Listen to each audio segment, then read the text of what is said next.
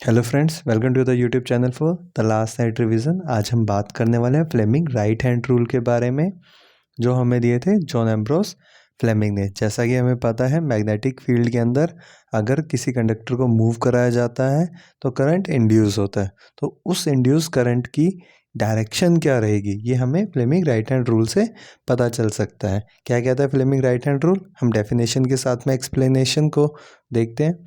क्या है definition? Fleming right hand rule states that if we arrange thumb, forefinger and middle finger of right hand perpendicular to each other, यानी कि हम अपने right hand के thumb, forefinger और middle finger को एक दूसरे के परपेंडिकुलर अरेंज करें। कैसे? इस तरीके से, thumb, forefinger, middle finger. Then thumb is representing the direction of motion, forefinger is representing direction of magnetic field। जो thumb है ये मोशन की डायरेक्शन को बता रहा है, जो फोर फिंगर है ये हमें मैग्नेटिक फील्ड की डायरेक्शन को बता रहा है। देन जो हमारी मिडिल फिंगर है ये हमें क्या बताएगी? जो करंट इंड्यूस हो रहा है उसकी डायरेक्शन क्या रहेगी, ये हमें ये बताता है। इसे हम याद बहुत ही आसान तरीके से कर सकते हैं। जैसे हमारा ये राइट हैंड है, ये थंब एफ, ये बी और ये आई। एफ इज मोशन, जिस डायरेक्शन में मोशन हो रहा है हम एक फोर्स कह सकते हैं, जो उस जो कंडक्टर है उसके ऊपर जो एक फोर्स हम लगा रहे हैं। बी मैग्नेटिक फील्ड लाइन, जो मैग्नेटिक फील्ड की डायरेक्शन है। और आई इंड्यूस करंट की जो डायरेक्शन होने वाली है वो। इसे हम इस तरीके से बहुत इजीली याद कर सकते हैं। अंगूठा मोशन को दिखा रहा है, फोर फिंगर मैग्नेटिक फील्ड की डायरेक्शन को, और मिडिल फिंगर हमें करंट की डायरेक्शन को दिखा रहा है। इसको यूज़ करके हम इलेक्ट्रिक जनरेटर की वर्किंग को बहुत इजीली समझ सकते हैं। So let's discuss the working of electric generator. ये हमारा इलेक्ट्रिक जनरेटर का बेसिक डायग्राम है।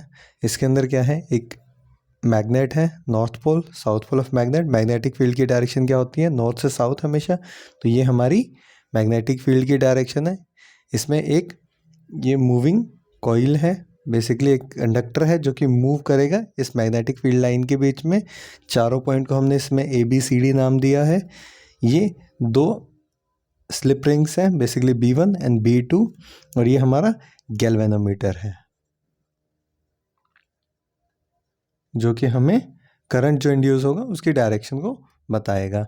अब सपोज हम इसे मूव करना शुरू करते हैं। मूव हमने कैसे मूव किया? सपोज AB मूव कर रहा है ऊपर की तरफ, CD मूव कर रहा है नीचे की तरफ। हमने इस तरीके से इसे मूव करना स्टार्ट किया, AB ऊपर की तरफ, CD नीचे की तरफ। तो हमारे यहाँ करंट की डायरेक्शन क्या होगी अगर हम निकालें तो? राइट हैंड मोशन क्या है? ऊपर की तरफ। तो AB की पहले लेके चलते हैं। AB में मोशन क्या है? ऊपर की तरफ। मैग्नेटिक फील्ड लाइन नॉर्थ से साउथ, यानी कि मैग्नेटिक फील्ड लाइन इस तरफ है।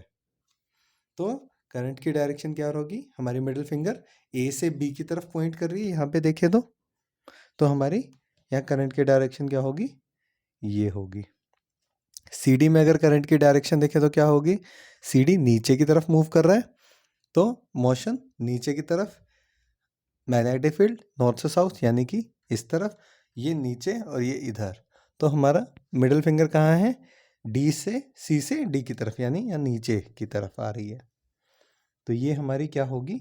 करंट की डायरेक्शन। यानी हमारा जो करंट है B1 से B2 की तरफ मूव कर रहा है।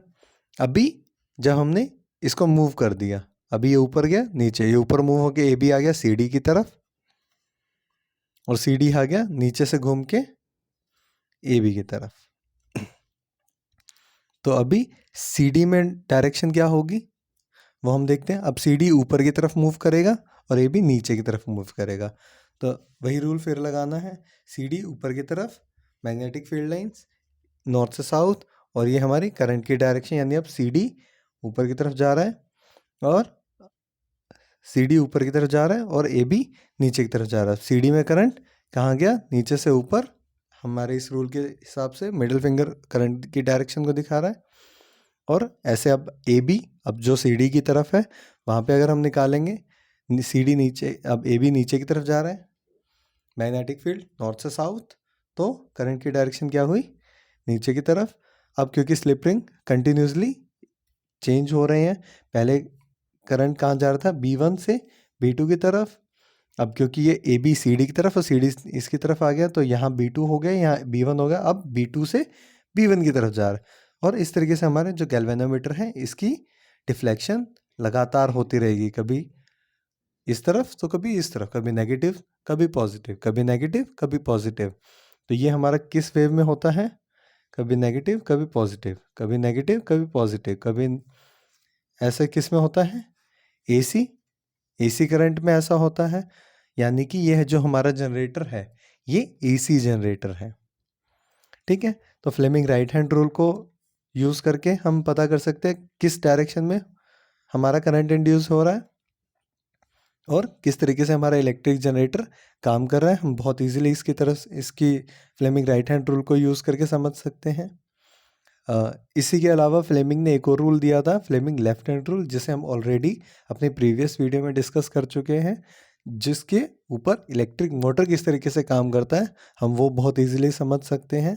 If you like this video please check that video out also. और अगर आपको वीडियो पसंद आए, आप वीडियो को लाइक करें और चैनल को सब्सक्राइब करें। Thank you.